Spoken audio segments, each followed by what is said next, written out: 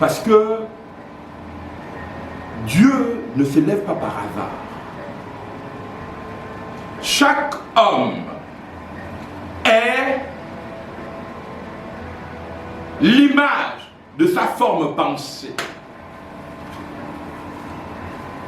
Chaque homme, le thème de ce matin, ou tout homme, si vous voulez bien, est l'image de sa forme pensée. Pendant que tu es assis, nous prêchons, et que la forme de ta pensée se trouve dans la pizza d'hier soir, malgré le fait que tu m'écoutes, tu n'es pas avec moi. Tu avais la pizza.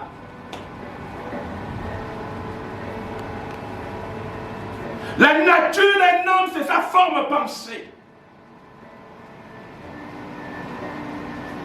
C'est ce qu'on appelle les lois. Une loi, c'est la forme pensée d'une orientation d'un peuple, d'une nation, d'un individu. Oh, je veux rendre gloire à Dieu pour vos vies.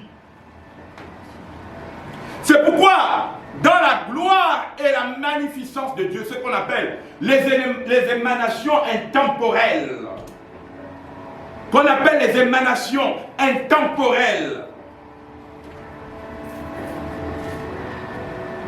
vous êtes amenés à comprendre l'histoire de la gloire. Dans les émanations intemporelles, vous êtes censé comprendre l'histoire des formes pensées.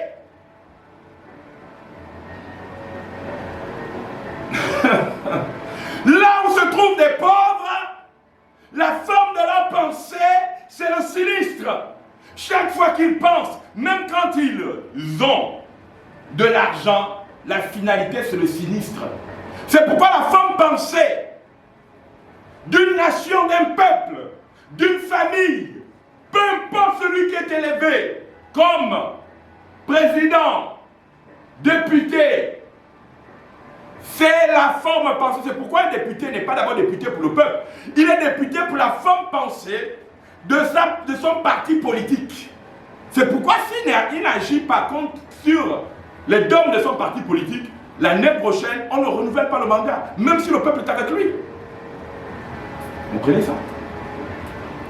C'est-à-dire que par exemple, moi, je viens d'un pays où la forme pensée de notre pays, c'est de penser mal. C'est de penser misère. C'est de penser pauvreté. C'est-à-dire que si tu commences à penser, ok, la pensée forme l'imaginaire. Quand on dit image et air, la pensée céleste, la pensée des cieux, la pensée de sustentation, la pensée d'élévation, la pensée, je ne voudrais pas dire le mot évolution, mais la pensée de l'ascension. C'est que moi j'appelle dans le terme dont on nous a été, dont les biblistes, ce qu'on appelle les théologiens ont appelé la transfiguration. Mais moi, j'irai au-delà du terme transfiguré, je dirais la pensée, ok, des glorieux, la pensée des étincelants, la pensée des rayonnants, la pensée des éclatants, la pensée des brillants. Tout homme est d'abord la ressemblance de sa forme pensée. C'est pourquoi pendant que j'ai le micro ici et que tu m'entends, en même temps dans ta pensée, tu penses à la marmite que tu as laissée à la maison. Il y a des gens, il suffit qu'ils soient dans des situations importantes, ils commencent à penser que non, peut-être qu'il a oublié que la marmite était sur le feu. Donc, au lieu de se concentrer sur la pensée, l'esprit de déviance vient et l'amène à penser à des peurs. Et ce qui fait que ce qu'il doit réaliser ne se réalise pas. Parce que l'homme est la forme de sa pensée. L'homme n'est pas son habit. Bien que l'habit fait le moine. L'homme n'est pas sa maison. Bien que la maison te donne le respect, elle peut être belle. L'homme, c'est la forme de sa pensée. Jésus, le Saint béni soit-il, le glorieux, le magnificent, l'omnipotent, l'intercellent, la gloire des gloires. Jésus nous a dit, ils sont tels leurs pensées.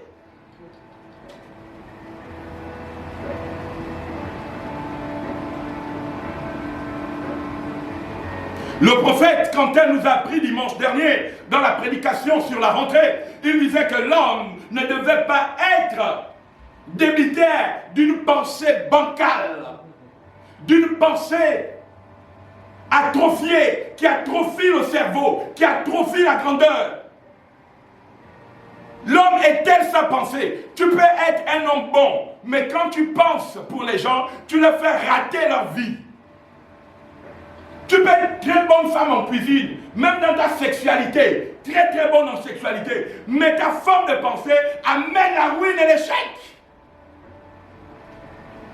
En tant qu'ethno-ectographe, j'ai compris que l'histoire d'un homme, ce n'est pas ce qu'il possède, c'est la forme de ses pensées.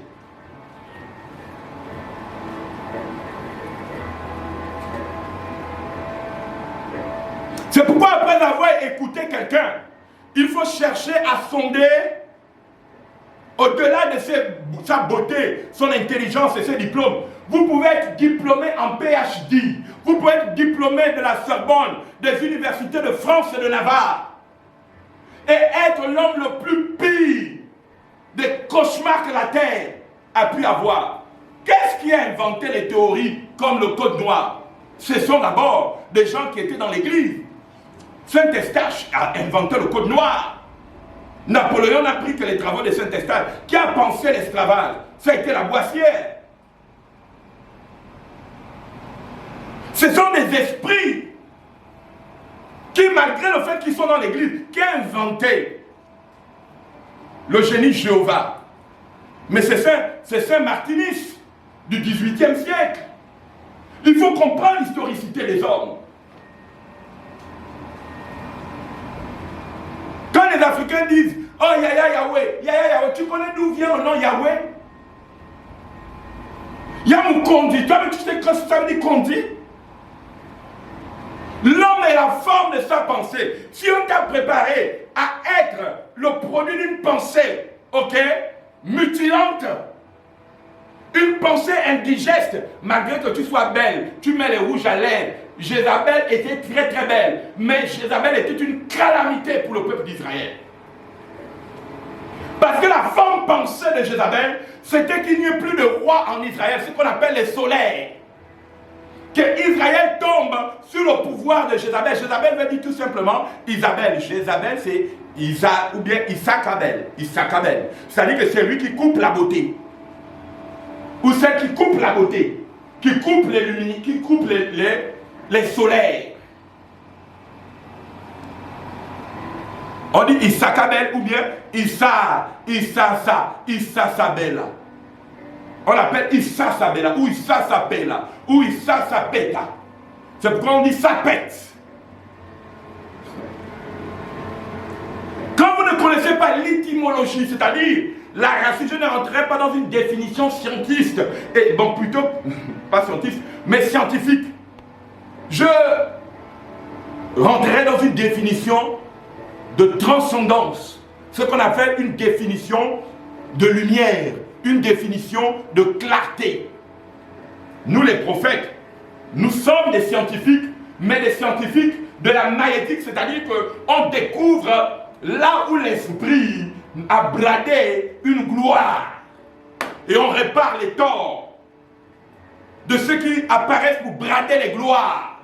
Un vrai prophète dans une nation, ce n'est pas le divinateur. Tout le monde peut diviner. En Israël, Moïse avait échoué devant les divinateurs d'Israël.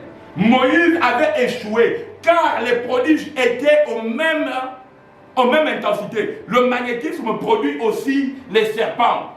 Ma Pharaon a dit, mais tu étais serpent. Mais c'est des petits actes de magie que tu es en train de faire. Pharaon a dit, mais si c'est ça pour que Dieu libère le peuple d'Israël, mais je vais augmenter leur souffrance. À tel point que la forme pensée de Moïse en pensant influencer, comment on appelle le pharaon, par les actes magiques, avait déjà échoué. La seule chose, la seule chose qui a permis à Moïse d'avoir l'ascendant sur les magiciens, c'est que la bouche de Dieu avale le diable. Et répète après moi, la bouche de Dieu avale le diable. La bouche de Dieu avale le diable. Dieu a trompé Satan avec son propre corps. Il dit, tu vas mettre un serpent. Bon, moi-même, je vais devenir un serpent comme toi. C'est pourquoi Dieu dit, avec les impies, je deviens impie. Avec le sorcier, Dieu devient même sorcier. Il t'encourage dans la sorcellerie. Dans tes crimes, ok, abominables, Dieu est là, tu vois que tout avance, mais c'est là où tu vas mal finir. Ne t'approche pas de moi. Hein. Ne t'approche pas de moi, toi qui m'écoutes. Si tu es un sorcier, parce qu'il y a des sorciers qui aiment défier les gens sur Internet, ils t'écoutent, ils disent, bon, je vais me parler, tester. Ceux qui l'ont fait, ok, m'ont déjà précédé. Et je vais les juger sévèrement quand je vais arriver. Ma sentence sur ceux qui m'ont précédé sera sans appel. Vous savez ça, non? Je vous ai déjà dit. Je vous ai déjà dit. Je ne pardonnerai personne qui a bradé l'autorité de Dieu. Parce qu'il faut savoir que sur la terre, je ne suis pas juge sur le plan officiel, mais dans le monde des esprits, je suis un grand juge. Je jugerai les hommes et les entités. C'est pourquoi ne t'amuse pas avec ma vie. Je vous ai dit que si vous voulez faire des contrats dans le monde occulte, allez-y choisir les photos des gens. Prenez les gens. Moi, je me l'ai même dit à Facebook. D'ailleurs, Facebook me sabote souvent à cause de ça. Ils le savent. Parce qu'il y a une intelligence. Ce n'est pas les hommes, c'est les intelligences. Donc, je parle aux intelligences. Ce qu'on appelle les intelligences artificielles, les intelligences des captures. Parce que Facebook, elle capture les mémoires. Je dis, ma mémoire, tout ce que je t'envoie, si tu fais n'importe quoi avec ça, ça va péter. Parce que moi, je ne continue pas le cycle de subordination des subalternes, des hommes, ok, écrasés à la pensée bancale, à la pensée pauvre, à la pensée médiocre, à la pensée, ok, trans, dévergondée. Je ne poursuis pas ça. Je ne suis pas un trans dévergondé. Ok? Je n'accuse personne. Tu peux faire comment on appellerait ça? Tes galipettes, tes différentes transactions, ça te concerne. Mais ne l'amène pas chez moi. Si je prêche Jésus, ce n'est pas pour avoir des multitudes des hommes, c'est pour que les hommes ne changent pas ma pensée.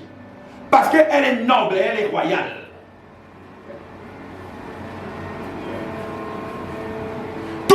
Sur la vie et la forme de sa pensée. Et le diable teste toujours la pensée. Quand Dieu a créé Ève, le diable a dit, je veux voir la forme de sa pensée. Est-ce que cette femme est capable d'être la ressemblance de ce que Dieu a dit? Et quand il est venu, il a trouvé que la femme avait un problème de manque de confiance. Moi, je ne t'interdis pas, tu peux être envoyé par tous les ordres violets, les ordres verts, les ordres rouges, hein, comme on les connaît, les luminescents, okay? On peut t'envoyer avec les ordres de croix. Bon, ça c'est ton problème. Mais seulement, attention, je te mets en garde, il y a une génération d'hommes et de femmes qu'on ne touche pas. Dieu dit, dans le monde, il a qualifié certaines personnes à ce qu'on ne touche pas. Et j'espère que toi et moi nous faisons partie. Est-ce que tu peux dire bénédiction à cette pensée? Bénédiction. À moins que tu veux te disqualifier toi-même.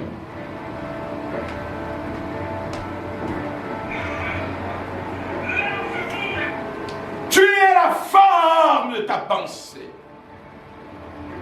Tu peux te cacher dans une tenue, tu peux te cacher dans un diplôme, tu peux te cacher dans une structure financière, mais tu seras un jour, telle est ta pensée. Si tu es un gros pervers, tu peux être l'homme le plus gentil, un jour la perversité va se... Si tu es un homme bon, tu peux être l'homme le plus sale, tu seras bon.